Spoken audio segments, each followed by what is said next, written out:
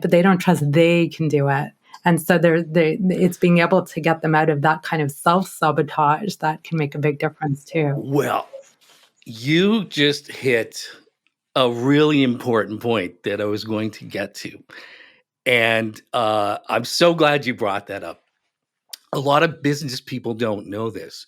So if you're in a sales or marketing situation, for example, the number one reason you're losing sales, or the one that got away, or they didn't, take action, is because they have a limiting, either a false assumption or a false belief or a limiting belief. And those fall under many, many categories. But the one you're talking about is an identity belief. Yeah, that'll work for you, but I don't know if it's going to work for me, right? That's what you just said. So the interesting thing, and I found this out, it was actually my neuroscientist friend who pointed it out to me because we were doing a stage presentation together. And he said, "What's that thing you're doing there?" And I said, "What do you mean, that thing?" He goes, "Well, you're always saying, now you guys might be thinking, or I know what you're thinking, or you may be thinking, I know what you're thinking." And I said, "I don't know. It's just a technique I came up." He goes, "Do you realize you're bringing up every limiting belief that they have and you're just obliterating it?"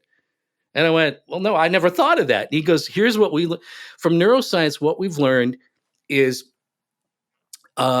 one of the greatest fears of the primitive brain is to be embarrassed. That's why people don't like public speaking. Because if you make a fool of yourself, your status goes down in society and nobody wants to hang around you and you're not loved and you're shunned. So we're always trying to preserve status. And that's, when you ask people, hey, you got any questions?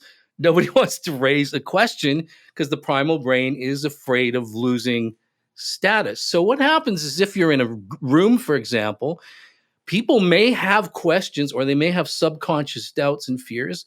And if they have them, but you don't raise them, you've lost the sale. So contrary to most salespeople, the most sales training is always saying, don't say anything negative. Don't bring up objections. That's completely wrong. You want to bring up the elephant in the room so they'll go, yeah, okay, yeah, that's exactly what I was thinking. So I would always say to the audience, now you may be thinking, oh, that's great, Les, that'll work for you, but how do I know that's going to work for me? And everybody in the audience is like, this guy is like a mind reader. So I've found a way that when I work at any clients in any business, we make a list of all the subconscious and false beliefs. And most businesses have about 25 of them. And we address them.